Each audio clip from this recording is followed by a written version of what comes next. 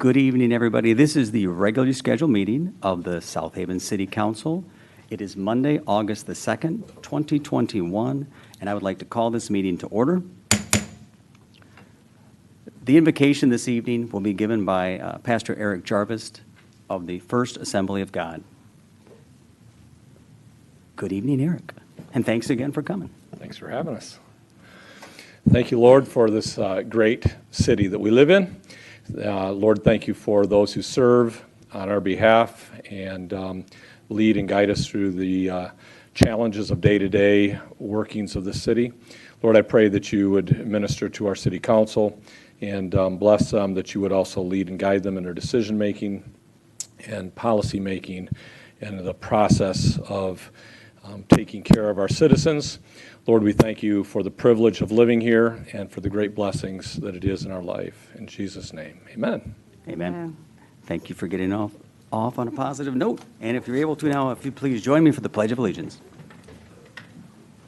I pledge allegiance to the flag of the United States of America and to the republic for which it stands, one nation, under God, indivisible, with liberty and justice for all.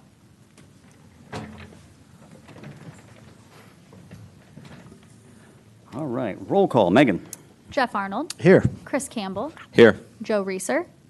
Steve Schlock. George Sleeper. Here. Letitia Wilkins. Here. Scott Smith. Here. Make a motion to excuse Joe Reeser and Steve Schlock. Second. We have a motion, we have a second to excuse council members Reeser and Schlock. All those in favor say aye. Aye. Opposed, no, they are excused. Thank you. Next, that takes us to the approval of the agenda. Make a motion to approve the agenda. I'll second. Motion and second to approve the agenda. Is there any discussion? Seeing none, all those in favor say aye. Aye. Opposed, no. It is approved. And next, we are going to have a proclamation honoring Ms. Bobby Goodwin. And George is going to do that. So, what's that? Oh, I thought you said something down there. I said all. Aw. Yeah, Bobby here. Letitia, if you would like to do it, Yeah, that'd be or- great. Yes, I would love to. Okay, very good. All right. You have the copy? There she is. It's in your. It was right in your packet. Yep. Oh, okay. Perfect. Got it. We're passing down. Next person is going to read it. Welcome. Or you can stand up and show off. She can stand. I can sit here.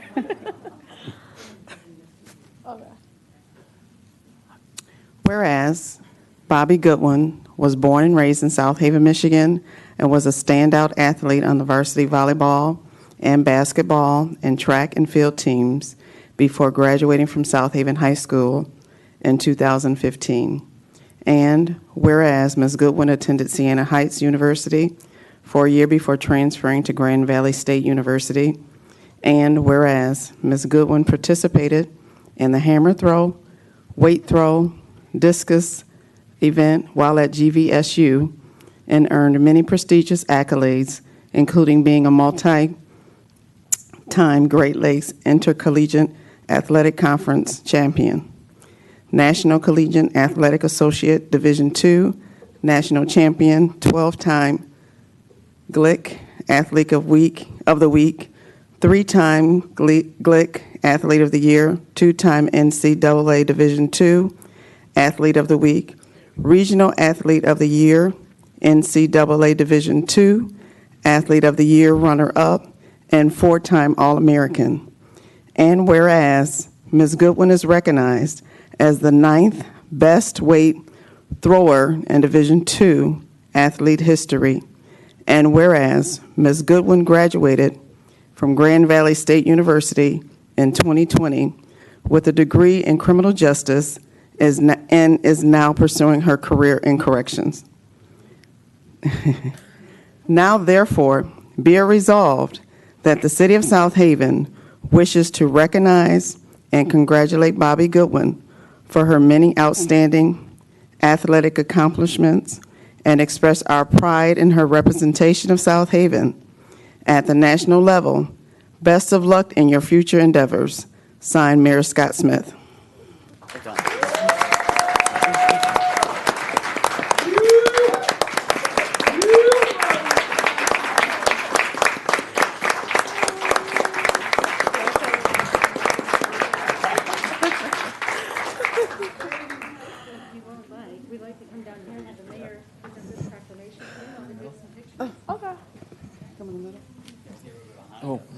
Stand up and back.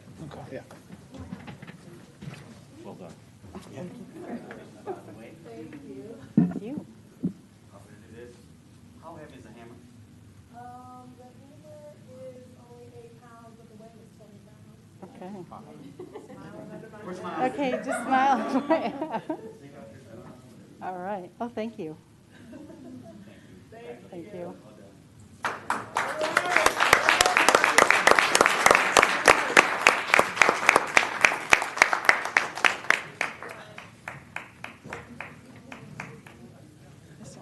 Can I see that piece? Can I have a piece of paper? Yeah. And remember us when you get finished with that law enforcement degree. Oh, yeah. Just saying. Okay, next we have our Van Buren County update, and Gail Patterson Gladney, our county commissioner. Thanks all for coming. I'm sorry you could sneak out, so thank you. Good evening, Gail. Good evening. Gail Patterson Gladney, Van Buren County Commissioner, District 1. And I wanted to let everyone know in the new Van Buren County directory for this year, we have made a mistake, unfortunately.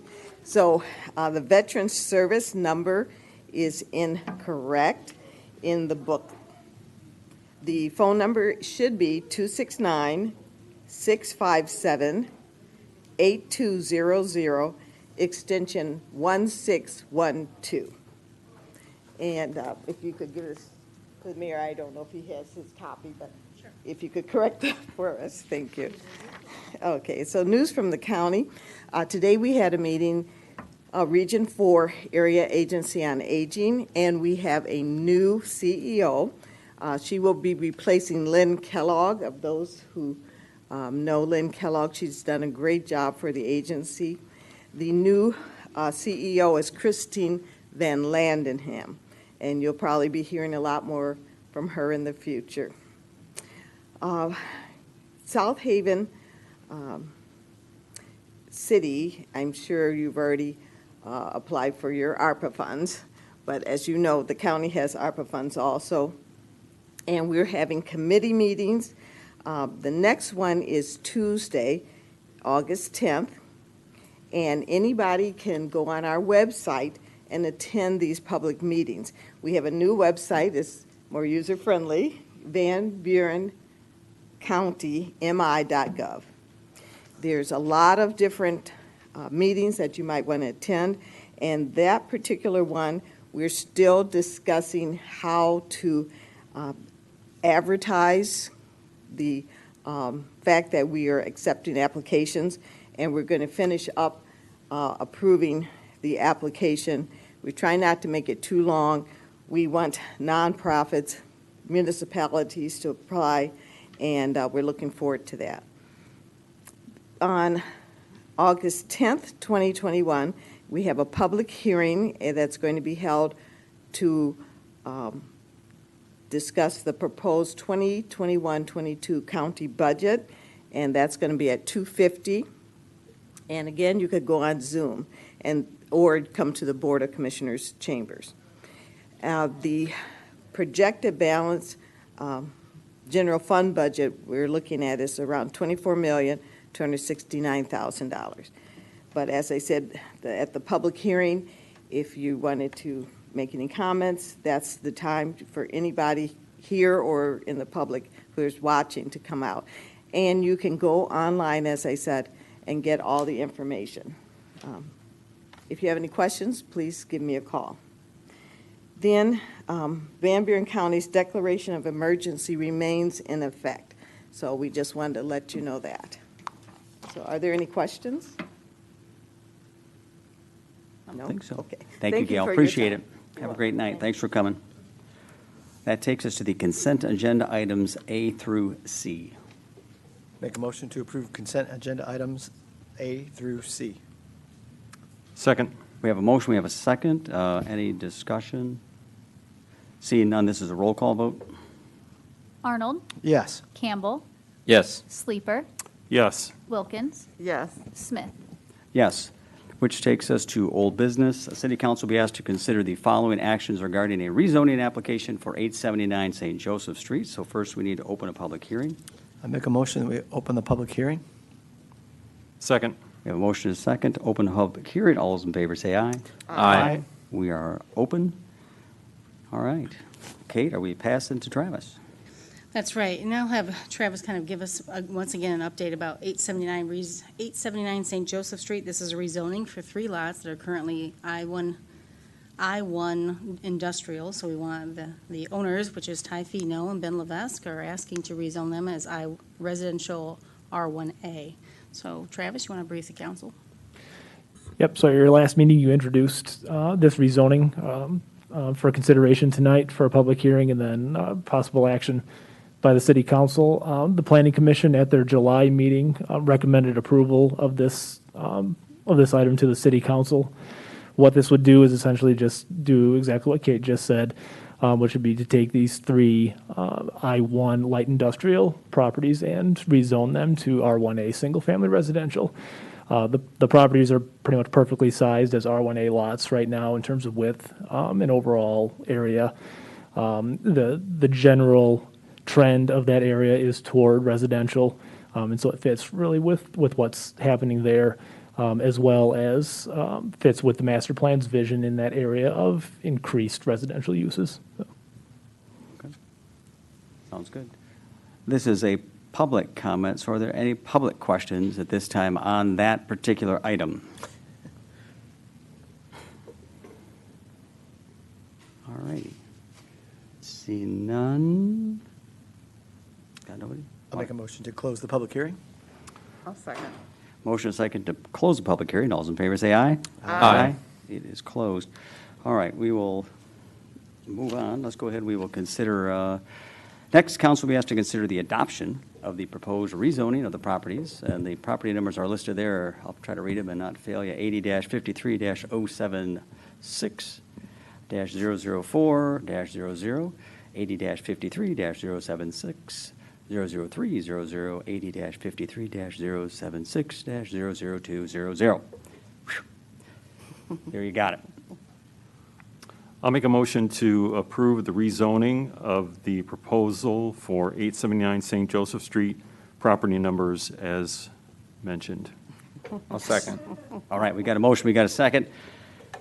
We just heard from Travis. Council, questions, comments? Pretty straight ahead. Again, this is that same area where we're talking about Overton, the old National Motors, that whole area kind of transitioning more residential as we're seeing occur as we speak. So if there's nothing else, we've got a motion, we've got a second. All those in favor say aye. Aye. Opposed, no. It's approved. Thank you. Next, new business. City Council will be asked to consider the approval of the following special event applications. First, we have special event application 2021-22, which is the Jazz Festival 2021 to be held on September the 17th and 18th in Dyckman Park, and the Huron Street Pavilion from 5 p.m. until 10 p.m. I'll make a motion to approve special event application 2021-22, the Jazz Festival 2021. Second. We have a motion, we have a second. Nice to see these things coming back. Kate, we have Yes, sir. So this is the Jazz Festival. They would be coming in, and this is one that's later in the year. So this is September 17th and September 18th. This will be, they were asking to have 2 stages, one in Huron Street Pavilion and one in Dyckman Park. This will be from 5 p.m. to approximately 10 p.m. There will also be music inside Harbor Light Brewery, and I believe on that Friday night. There was originally a request to have overflow seating that went into the parking spaces, but due to a concern, we would have to put additional barriers. They've withdrawn that, but it looks to be a fantastic event with the 2 stages in the park and with the pavilion. Looks to be very nice. very good. All right. Public comments on this one. Questions, comments? Is anyone here from? Is anyone here from the Jazz Fest? Anybody? Okay. Okay. All's quiet. Okay. Well, it's been great in the past, so I'm looking forward to it. So And I was wondering with the 2 stages, I'm assuming one stage at a time while they're setting up the other, so the music can be Yes. continuous while they. Right, Okay, because yeah. they can stage and get ready with one Yeah. while they're getting ready with the other, so it's continuous. Keeps the fun going. Exactly. absolutely. And nice to see it going on later in the off-season. So, all right, if there's no public comments, any other council comments? Nothing. We got a motion, we got a second to approve the Jazz Festival 2021. All those in favor say aye. Aye. Opposed, no, it's approved. Next, special event application 2021-23, which is the New Year's Eve celebration to be held on December the 31st, 2021, from 7 p.m. until 12:30 a.m. at Phoenix and Center Streets with a fireworks display from the Southside Marina Head Dock. I'll make a motion to approve special event application 2021-23 New Year's Eve celebration to be held on December 31st, 2021. I'll second. We have a motion, we have a second.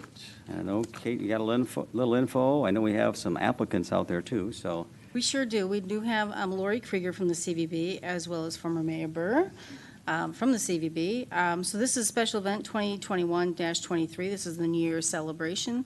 So this is where we would block off the streets for the intersection of Phoenix and Center.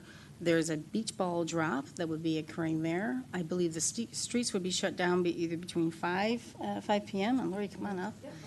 And then they've added a new event. They were asking to shoot off some very low Trajectory. Thank you. Low trajectory fireworks display from the South Marina head wall, our head dock, and we've looked at the blast radius, and it does not incur any buildings. We will be working with them to put down any kind of materials, make sure that the decking is not harmed. Any other questions? Lori Krieger is here from the CVB. I guess anything else you want to tell us before we fire away? It's not different than it was last year, the year before. Last year, we were planning on doing the exact same thing, so really nothing new. The new addition that we're looking for was the addition of the fireworks, but everything else is as we've done in the past. It's been very well received. Sounds good. You're expecting nice weather for that night, I'm assuming? It's going to be fantastic. Perfect. I just want to make sure. Want to make sure. It always is. You never know. Very good. Any council questions? I'm excited for it. I say, exactly. It's nice to have these events, Yeah. off-season, and I think the New Year's I did not is- expect to hear back from the restaurants right away because of the timing, and everybody's already on board. They're Okay. very excited. We're going to try to, again, stay open late and try to Yes, keep yes. everybody awake till midnight? Well, we'll try. Okay. Perfect. All right. No, that's great. So, Lots of coffee. Any public questions or comments on this one? New Year's Eve celebration? Oh, Bob, come on up. Good evening. Bob Burr, I was going to answer questions on fireworks. Of course you are. You have experience. The fireworks show will be about five or 6 minutes, and it'll promptly go off at right at midnight. And it will be like a grand finale where we just have, shock and awe going on. We followed all the rules. Next week, we have to apply to the Coast Guard and Commander in Milwaukee to get a permit to shoot from the dock, because the river is attached to Lake Michigan, so I guess they have jurisdiction. But anyway, the timeline is we apply next week, and so we're in conformance with the Coast Guard requirements. There's a circle here, and the radius is 210 feet, so the diameter would be 420 feet. But we can shoot shells up to 3 inches in diameter within a 200-foot circle, so that's why we've limited to 200 feet. And then no one is allowed within the radius of 200 feet around the firing area. So we've conformed everything. Melrose Pyrotechnic is the group that will do it. They're the ones that we've used for the last 15 or 20 years, and so they know all the details. The insurance, they add the city as additionally insured, and they also insure Shays and also the Visitors Bureau. So the insurance is fully covered. As I said, it will last about 5 to 6 minutes, and it'll be a big flurry of activity. The shells will be probably up to 2.5 to 3 inches, and the height of the fireworks will be about 300 feet. And so it'll be kind of a mini show, but it'll be a great draw to bring people in to come to South Haven for New Year's Eve. And this year, New Year's Eve is on a Friday night, so we anticipate we can draw people in. They'll stay Friday and Saturday night and have a good time. Absolutely. So any questions or comments? It's basically standard fireworks. Yeah, no. My comment would just be, I'm glad we're going to be pulling it off, so that's great. Okay. And thanks for organizing. And we did have a public question or comment. Come on up. You just state your name and address. Mary Hasley, 726 North Shore Drive. With this being shot into the water and always concerned about plastics in the water, what is being done to ensure the safety of our water integrity and recovery of shells? I'm guessing that's impossible, but what is the negative impact on our native wildlife? So that's a great question, and actually. Can you right- come Come on. up there? So that's a great question, and the mortar shells are the round, and they have the gunpowder and stuff impacted in them, and they're biodegradable. It looks almost like cardboard, and they're not harmful. Okay. Yeah, great question. Very good. Anybody else? All right. We have a motion. We have a second to approve special event 2021-23, the New Year's Eve celebration. All those in favor say aye. Aye. Opposed, no. It is approved. Again, thank you very much for coming, and good luck. Organizing. We've got you. You're back. All right. Next, City Council will be asked to consider the appointment of the following persons and terms to serve on the Local Officers Compensation Committee as required by the city charter. Thanks again. We have for a 1-year term, Dana Hollinger, a 2-year term, Darrell Williams, 3-year term, Rosalie Placati, a 4-year term, Mr. Robert Sherman, and for a 5-year term, Mr. William Atkins. Just need a motion. I'll make a motion to approve the appointments of the people just listed, just named. I'll second. We have a motion. We have a second. Kate, why are we doing this? Yes, sir. So the Local Officers Compensation Committee is mandated by charter to review the compensation of the elected officials. We've had this posting up on the city's website for most of the year. I think it went up early this spring, if not February, March. So we've been seeking some members to serve on this board for some time. So we've got these 5 members. This will be staggered terms as set out by the charter, and this was selected by the mayor. So we're looking for council to go ahead and confirm these candidates. Sounds good. Thank you. And again, this is, ideally, we're reviewing, this is what this group is paid. So we will not be looking for large pay raises because none of us are up here for the money. So, but it should be reviewed every couple years. So that's why we're going through this process. So, do we have any public questions or comments on this? We got none. Okay. Council questions? Requests for? We get paid? Exactly. Thank you. I said, don't make any raises, just same or pay cuts, whatever. We're fine. We don't do this for the money. Is this a new committee? Well, theoretically, every couple years, they should be reviewing. Just kind of. It's in our charter. It's in the charter, so yep. Okay. I was doing some digging and said, hey, aren't we supposed to get this done? So we're doing a little catch up here. So, okay, we have a motion. We have a second to appoint these officers as listed. All those in favor say aye. Aye. Opposed, no. They are appointed. Thank you all. Next, City Council will be asked to introduce a proposed conditional land use transfer PA 425 agreement. I'll make a motion to introduce a proposed conditional land use transfer, Public Act 425 agreement. Second? Very good. We have a motion, we have a second, and Griffin is up. Yes, thank you. So this evening, City Council is getting asked to take a look at a proposed agreement that staff is looking to reintroduce. Over the past approximately a year, if not a little bit longer, the City of South Haven has been in conversations with South Haven Charter Township about exploring a partnership to promote the revitalization of the M140 corridor, approximately from Aylworth to Blue Star Highway. The proposed partnership would create a single point of contact for building planning, zoning approvals, infrastructure approvals, economic development incentives, and other municipal services to facilitate the development and redevelopment of that district. This district would be treated as being within the legal limits of the city for all intents and purposes of applying and enforcing ordinances, rules, and regulations. Okay.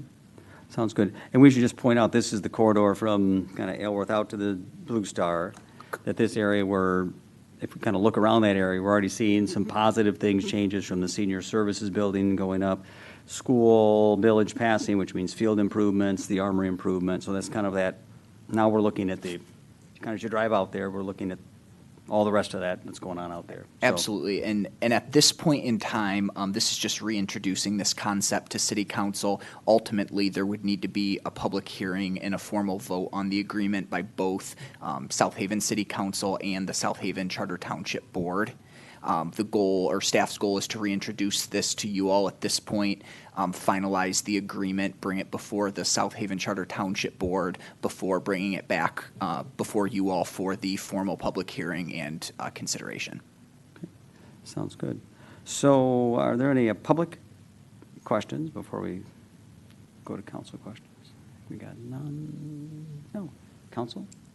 And we've done things like this before, when the Meyer came to town, that we've worked with the township before. This is a common.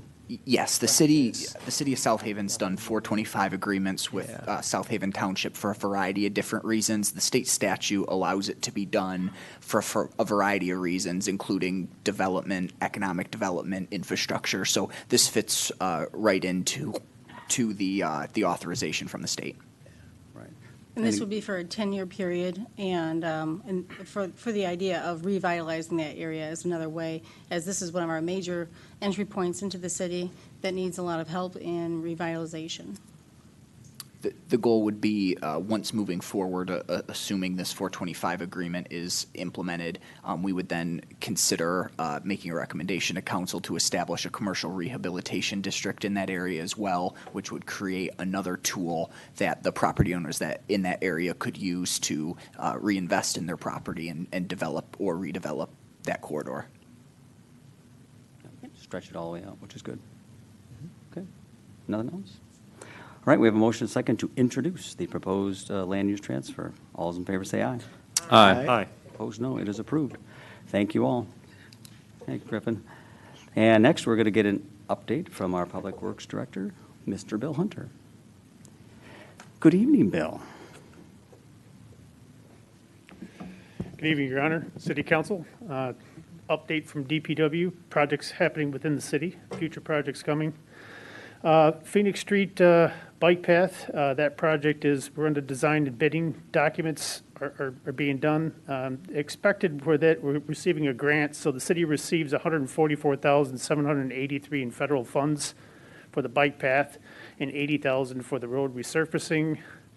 And we're expecting the fall of 2021 for that project. The concrete standpipe replacement, staff is still working with Baird and Company for the financing of this project. Covert Township flushing rate, that was approved by the Shawsa Board in their last meeting on 7/27. Staff will be sending a letter to Covert Township informing them of the new rate.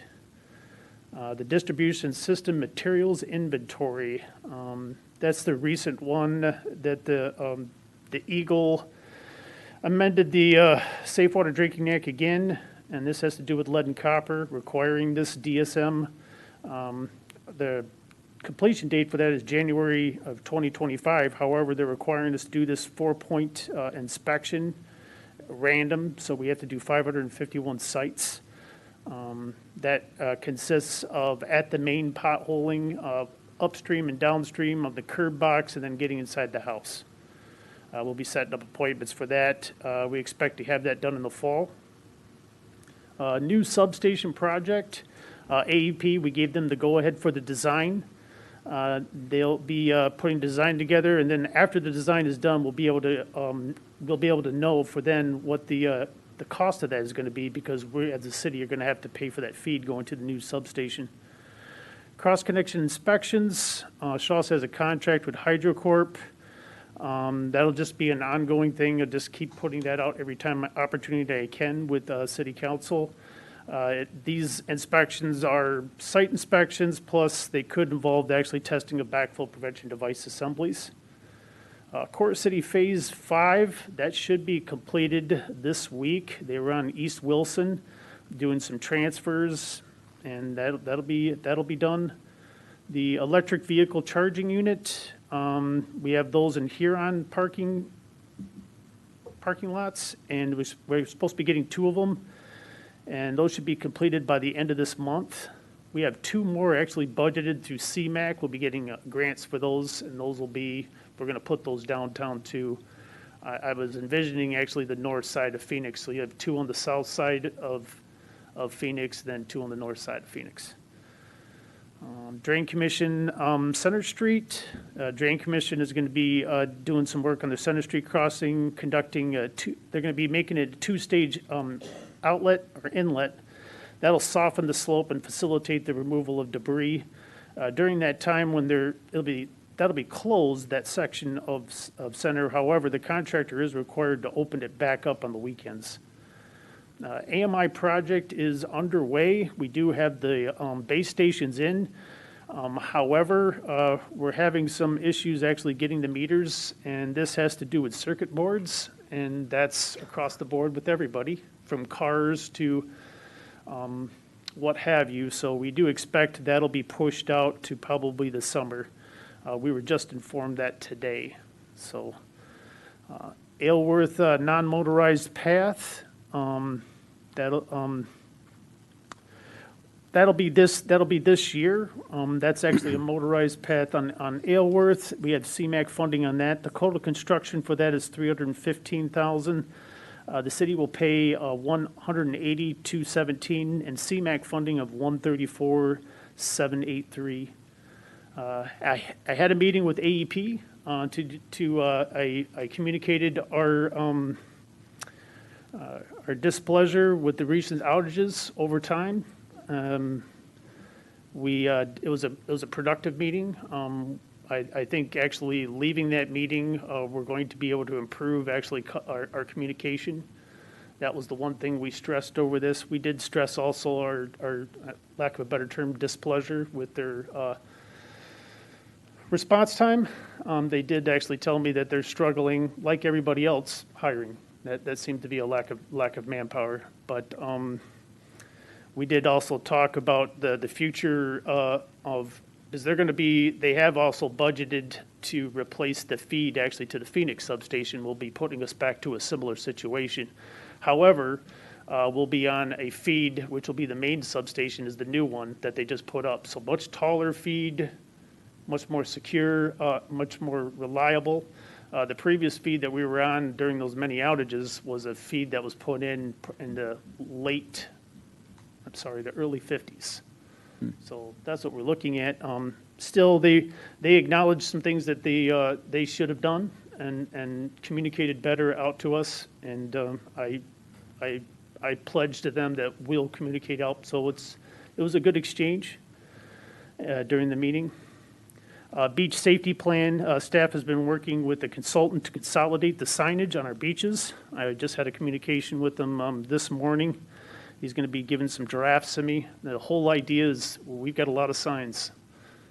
We're going to try to communicate. We're going to try to consolidate them so we're still putting the same information out, but something that is consolidated, condensed, but also still catches the eye. So that's the intent or the idea. Kids Corner restrictions. About a month ago, staff sent out a letter, and the letter was to the property owners that are around Kids Corner about the idea. We received actually from a concerned citizen that their after hours people were parking there, they were causing a disruption. So we reached out to all the affected property owners and threw out the idea, well, what are your thoughts of us restricting the parking around the perimeter of Kids Corner during the, while it was off? Basically, when the park closes down, it would restrict the parking. Overwhelmingly, the response has been against that. An overwhelming meaning, I think there was one person for it. Everything else I received was against it. So we're not going to be proceeding with that, and I am sending a letter back out to the property owners informing them of that. So speed studies, getting more and more of these, not just from City Council. This is just, we're getting a lot of these, it seems like. And I just want to take this opportunity to, and if the public's listening, just to let them know that speed studies or surveys take time. It's not just hop out in a couple of days. You should have that counter out there for about a week. And then you got to take a look at your access points. You got to take a look at your geometry. It's more. So it does take some time. So bear with us. Some of the ones we're looking at now, we're already looking at next year. That's how stacked up we are. I might look at getting another device out so we can have 2 devices, so we can do more of these. We should be doing these studies actually during our time when we have the most vehicles. That represents actually, but I just wanted to take this opportunity to do that. Inflow and infiltration inspections.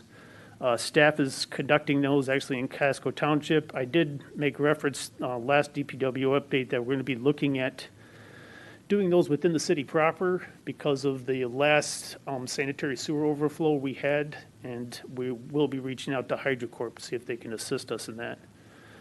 BPU rules and regulations. There should be, I will be putting together an amendment that'll go in front of City Council. Well, first it'll actually go in front of BPU, but an amendment to the rules and regulations to address the methodology in applying payment in lieu of taxes for the electric fund. Newcomb Beach stormwater outfall. We have a washout there again, and that's just due to water takes the easiest path of resistance. You can do your best engineering, and water will find some way around it, and it found a way actually and diverted right underneath the stairs and washed it out. So what we're doing is we're taking the existing riprap that's there. Well, the idea is take that out, reshape it, and then put in a thicker geotextile cloth with the same riprap, and we're hoping that'll be able to address that water coming out and discharging and not undermining the stairs. Altitude valve, we have contracts that'll be going out for bid soon. Altitude valves are work on pressure differences. They're at elevated storage tanks. You can set them usually with valves. It's like a picture of one-way check, but you have separate, not actually one-way check, it's actually a diaphragm, and the diaphragm will shut it off. Well, anyways, with the pressure difference, if you set it right, when the water tower gets up to a certain level, it shuts it off and allows those pumps actually to feed into the system. And then when the pressure drops, it automatically opens up and slowly trickles the water from your elevation tank out into the system. We've had one over at the Blueberry tank, but it hasn't been,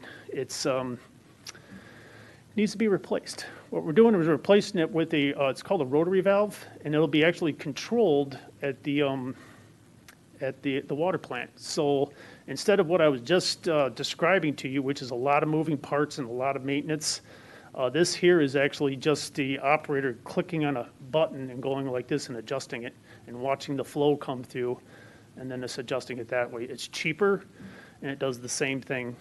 So we're going to go with the least expensive route.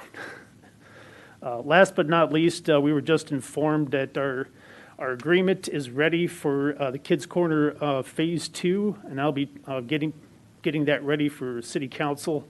That's the grant we received for replacing the Kids Corner. That's a grant from the Land Water Conservation Fund, and we received actually $275,000 with a match from the city from $275,000. So this grant just memorializes it and tells City Council that we're going to obligate with those funds for the replacement of that. We have actually been receiving public input, and we put that on the shelf for a while. At the same time, we were doing the South Beach Master Plan, and we put that on the shelf for a while for Kids Corner because we didn't know when this grant agreement was coming. So now it's here, and then we're going to dust everything back off and open up those the public input for that. I'm here to answer any other questions over what just went through with City Council or anything else City Council would like to know about. Bill, on the advanced metering infrastructure, the delay in getting those new meters, is that going to impact the budget that we have for those? Because I think we had it all budgeted for this fiscal year, and it sounds like it might go into next fiscal year perhaps. I'm hoping that we're going to have all the meters in the spring, and we'll have it done by the summer. What time in the summer? I'm hoping before June 30th, but I can't guarantee that. So we're going to have probably some funds that are going to travel over. If I had to guess right offhand, I would say probably a 75-25, meaning probably 75% in this year and probably 25% in the next. But it will affect, actually, we'll have some rollover into the next budget. Thank you. So I would just say, let's make sure we get good input from the end users with Kids Corner, like we did on the splash pad, because we got good advice from our end users. So Yes. I know the elementary schools will be happy to help us out, and I think Chris has some users, right? Oh, I have used. So mine are no longer users, but we can use you. Okay. The only other thing I would share, and this is a, maybe you could help share a little bit, those 5-point inspections. So we frequently hear from our rate users that, why are costs going up? And we talk often about mandates that keep coming down as far as we need to now do this. And as a result, that's raising the cost. So that 5-point inspection, do we have any idea how many was that again? Let's share that number. That's actually 551, and those are just inspections. Addition to that, this has to do with the changes to the lead and copper rule, and that's a part of the Safe Water Drinking Act. Right now, we've been budgeting, because we have to replace, according to this act, we have to replace 5% each year of our lead services. Now, a little backstory, during the change to this act, they also changed definitions, and that's where the big kicker was. Originally, galvanized services were not called lead services. A lead service was a true lead service, like in Grand Rapids, where you had lead from the main all the way into the curb stop, or also lead from the curb stop into the house. Solid lead pipe. Galvanized was not that. During this change, DEQ did change it to now galvanized services are considered lead. So immediately, when this part of the Safe Water Drinking Act was amended, everybody went from no lead services to lead services, which also causes everybody now to come up with a plan to replace them. We are now budgeting currently, we're starting off at $625,000 a year to replace those. We have to replace at least 5% per year. So that's average 625, and it's just going to increase. And I believe actually these costs are going to go up higher because everybody else has to do it, which means you're going to run into a shortage of contractors that can actually do it. According to the law too, it did state that we have to replace these lines from the main all the way into the house, which is a challenge because our rules and regulations say we're not responsible for that. So the state of Michigan said, well, still you have to do it. So we have to get actually waivers, and we've been doing that. We get waivers for people to actually replace it. But somebody can say, no, they can, because it is their property. We have nothing in our ordinances and nothing on the state level that can say it. So it is a challenge, you're right, and those costs are driving everybody up. Oh, okay, thank you. I just think as we continue to talk about rates, people just need to be aware. And as that 5-point inspection is in addition to Yes. that 625 you talked about, that has come since we started budgeting that. There's a new, mandate that's come down. So Correct. just so folks are aware. Other than that, thank you for everything you and your staff do. Thank you. All right. Any other questions for Bill before he runs away? Sorry. All right. Next, City Council will listen to citizens in the audience. Will be heard on items that are not on the agenda. If you have any items, you'll have up to 5 minutes. Just state your name, your address, and you have up to 5 minutes. Does that mean I'm up? That would be you. Thank you. My name is Sue Fritz. I'm 433 Cherry Street, and I thank you for the opportunity to present before 4 white males and 1 female of color. Thank you. I appreciate more diversity on our board. I've been met with some adversary with this community, and it's disappointing.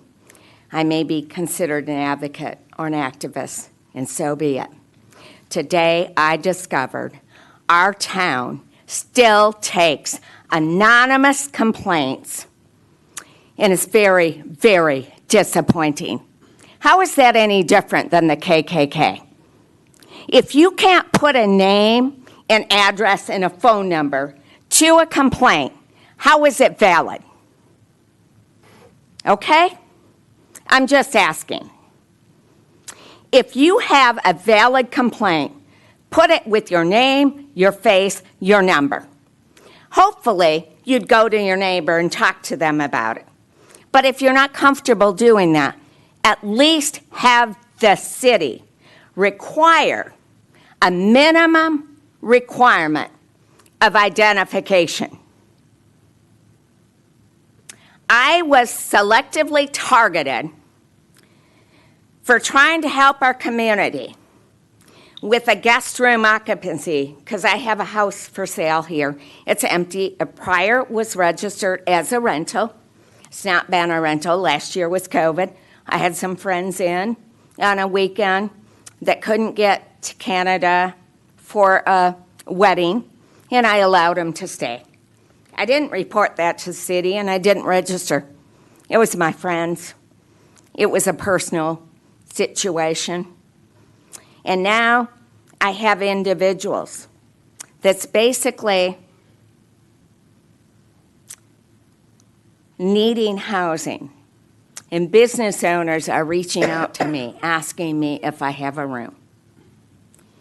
And I've allowed these individuals to stay. It's long term. It's not 2 to 29 days. So I skirted around our rules. And our city manager says, well, maybe we need to look at room rents. Maybe we need to look at room occupancy. I think you better stay out of people's bedrooms. When I'm living in a house, it's my business. And if I'm helping my community by letting individuals that might otherwise be living on the street or less than an impoverished neighborhood, and they need a nice, safe place to stay, if I can offer that to them, or any other senior can offer that to them, doesn't that seem like a win-win solution? I'm confused, because I'm a problem solver. I'm not a politician, and I'm not sitting in your seats. But I'm telling you right now, you've got businesses that can't keep help. You've got help that can't find affordable housing. And then you've got a city government that wants to add more regulation or take some anonymous person saying, oh, you have an issue, and we want you to pay a $500 fee. Hello, no. There's a point where my right and life to liberty comes before this council. And if I take in someone, 1 minute. I need your trust and integrity and transparency. I need and deserve for our people to have a safe place to stay. I need no more ignorance, arrogance, or indifference. I don't want you grossly negligent, and you failed to solve this solution. And I found a solution. I've been harassed and intimidated by it. You are not seizing my solution. You're seizing whatever. Your regulations and fees may not be the answer. Engaging in your community and members might be the best resolution. And I have a lot to offer this community. I'm sorely disappointed in you. And you have a lot of work to do. Thank you. Thank you. Have a good evening. Kate, anything else we'd like to, other than to say we... Well, Mayor, to answer Ms. Fritz's comments, we do take anonymous complaints, as do most of the United States, when you take complaints if... Ma'am, I need you to be quiet. No. Ma'am, your comments are finished. If you're able to stay in there and be quiet, you can stay with us. I am going to still keep shaking my head. It's not true. Okay, and then I need you to just... I believe, require accommodation. Okay, are you able to sit quietly for the end of this? I'm still going to shake my head. Then, okay. Kate, go ahead.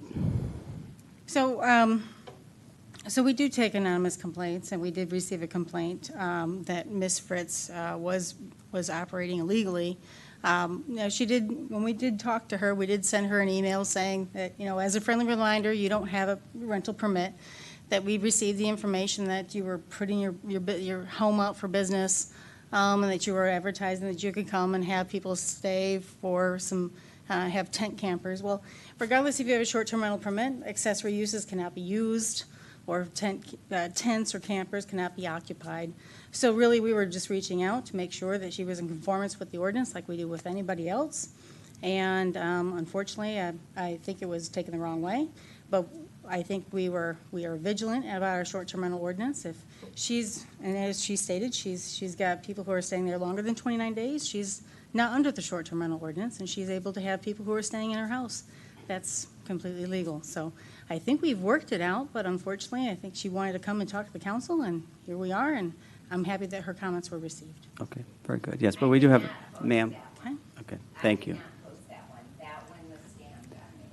Thank you. Thank you. Okay. Any other comments from anybody else? Oh, come on. Oh, I got two. Sorry. Hi, I am Kat Marcoux. You want the full address? It's so long. 73100 County Road 388, lot number 19. I'm really shy about this kind of stuff, so I'm so sorry, because I have a big, boisterous personality when I wait on all of you and when I'm online. And I think that I'm here because this is a thing that just keeps coming up about housing, you know, and I think a lot of us in the community have questions about it. Because, like, I have an extra bedroom, right? And I see other people, you know, who are trying to strategize, because people like my family are really struggling for employees right now. And people like me, we're done. We're done with food and beverage. We've moved on in our lives. You know, we can't do that anymore. But it might be nice to help somebody out and get a little extra income in. So when I looked online, it looked like you could technically, for like the summer season, rent a bedroom, correct, in your home? Like that's under the rooming rules? Yes? Well, yeah, so we have a short-term rental ordinance, but if it's less than the 29 days, or if it's more than the 29 days, that's part of that, it's not part of that ordinance. So renting a room in your house is completely fine, provided that you're not in that short term. Right, okay. I think that there's just a lot of us, though, that it is unclear right now, right? And I'm just kind of curious in general, like what the council is looking at for workforce housing and like overall, because I hear a lot about movement for getting in more housing for middle income families, but I'm really concerned long-term wise for like my family's businesses and other people in the downtown, what we're gonna do about that. And like maybe considering teaming up with the college, right? They put in dorms down in Benton Harbor, something like that, something bigger picture, because people like this, they have a good heart, right? They just wanna do the right thing and help people out. And like, it does feel aggressive when you get shut down in that situation. And that's just kind of my feel on it, but I'm glad for the clarification from you, Kate, because realistically, I think a lot of us out there just don't know. Yeah, and we do have, I mean, if you've been kind of watching, we are, you know, looking at a site for, you know, possibly some workforce housing. That's still a ways to go. We have had discussions with the college, we have had discussions with the schools, we've had discussions with the township. We are acutely aware that it's a problem. Yeah. And unfortunately, for some, it's going, you know, too fast. For many, it's going too slow. We're kind Sure. of just working through the steps to get it.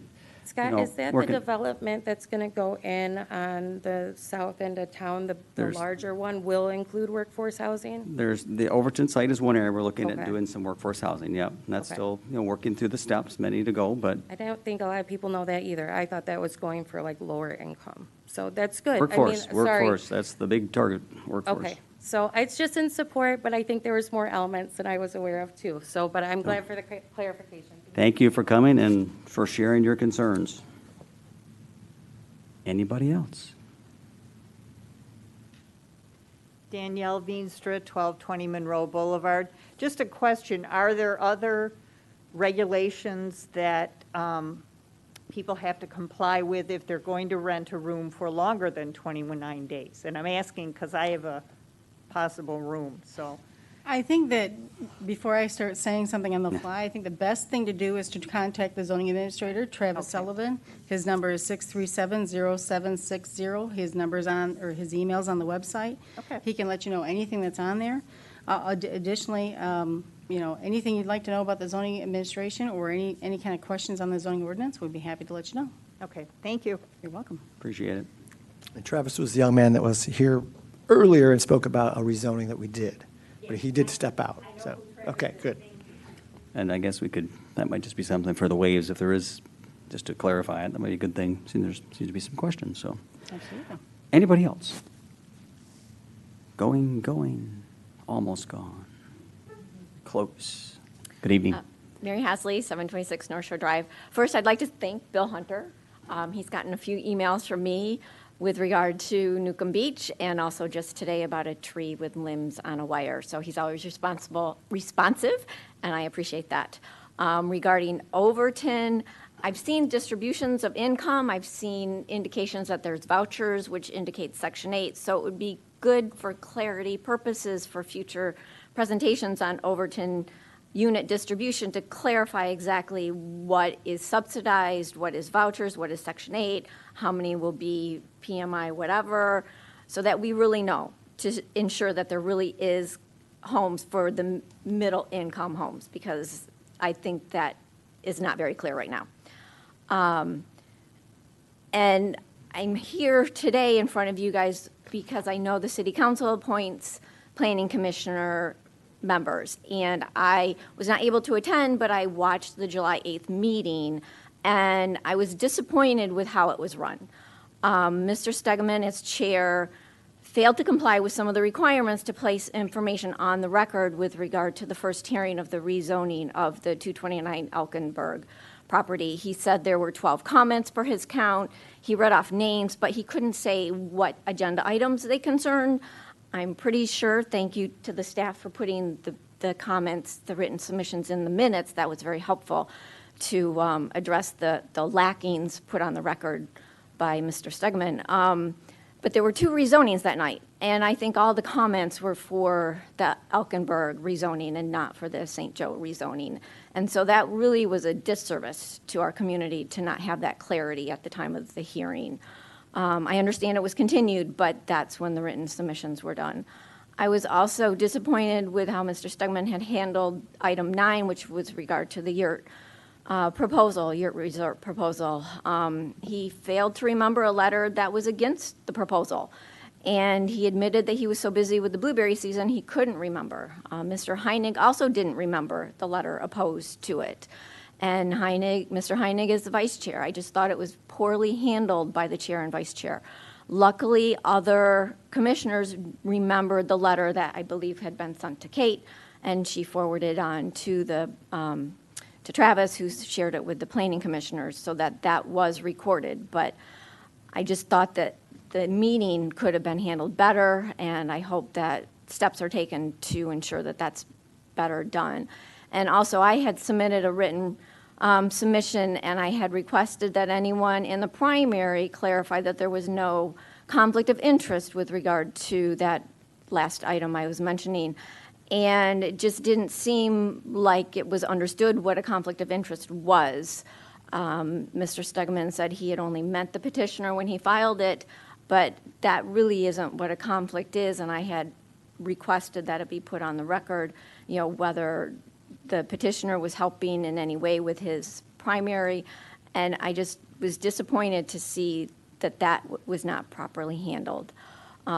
Last but not least, I just wanted to comment, I do have a few FOIA requests, and I appreciate everyone cooperating and giving me updates. But one thing that I think that there's a lack of information coming is that I understand the email databases from the city are being searched, and I appreciate that. But it's my understanding that planning commissioners and other appointed commissioner boards do not have a city-issued email. So they use their private emails. So I don't see how a FOIA request searching just the city database will get those emails between just planning commissioners or other commissioners who do not have a city issued. So I think, and I don't believe that that's been done, is that these members need to be requested to submit any correspondence on their personal email to the FOIA administrator to ensure that the FOIA requests are completely addressed, because that would, if the email is being sent by the personal email but concerns city matters, that falls under FOIA, squarely under FOIA. Thank you for your time. Thank you. Any other questions, comments from the public? All right, seeing none, council comments. Ms. Letitia. I would just like to, again, to congratulate Miss Bobby Goodwin for all her accomplishments. I just think that that is something that we need to really recognize, and I'm glad that we did, especially in times like these when people could be doing a lot of other things. And I just want to tell her, job well done, and thank you for representing South Haven so well. It was fun watching her play when she was an athlete at the school. She was so good at every sport she applied herself to. But no comment other than that. Very good. Mr. Campbell? No comment. I just want to thank everyone that came to the meeting tonight and gave us some comments. I also want to thank all those who have agreed to serve not only on the compensation committee, which we talked about tonight, but on all the committees and the boards and the commissions that people basically volunteer their time on to serve and make our city better. Thank you. Of course, Kate, I missed you, didn't I? A little bit. Go. A little bit. I just want to remind everyone, we have voting tomorrow, so the polls open 7 a.m. to 8 p.m. We'll try to make sure we have this lot as open as we can to make sure that everyone who wants to come in and vote, we have parking available. Also, a reminder, we still have the rules for the golf carts up on our city's website, so if you don't know maybe what time or if what the criteria are for the new safety features, we have that on our website. And we have already filed for our ARPA funds. Gail was very helpful and just let me know when the deadline was, but the finance director had already applied for about a month in advance. So we're looking good there, and I do want to thank everyone who came here tonight. We do thank the public comments, and I do very much thank Ms. Goodwin for coming down here, because I agree with you, Ms. Wilkins, that it's always nice to celebrate people who have coming out here and all their achievements. So those are my comments, sir. Very good, thank you. I guess my comment one, very encouraged about Kids Corner. I look forward to seeing that project finish. That's very positive. Again, I would just echo the comments on Ms. Bobby Goodwin. That's very impressive. I want to see this hammer thrown. I don't know that I've seen this. I'm picturing like Thor, the movie. It's like one of those big hammers. I don't know. You can always practice. I probably couldn't pick it up. So, super cool. Again, it's nice to, again, celebrate our youth and our people that have successfully, kind of navigated through college and whatnot. So, very encouraging. And, some of you may notice we're kind of mask account coming back on. If you haven't gotten your vaccine, please go get vaccinated. I am so sick of this mask, and I am, on behalf of the other 500 million people in this country that are sick of this, please get vaccinated. Please. If you don't know, Van Buren County's got it, Bronson's got it, Myers got it, Walmart, everyone's got it. It's not complicated. Please go get it vaccinated. I will personally answer questions. I've had it, my kids have had it, my wife has had it, everybody I know has had it. No one's gotten abducted, magnetized, anything. So please get vaccinated. It's time. We want to move forward. So go vote, go get vaccinated. Motion to adjourn. Make a motion to adjourn. Second. Motion second to adjourn. All those in favor say aye. Aye. We're adjourned. Have a good night.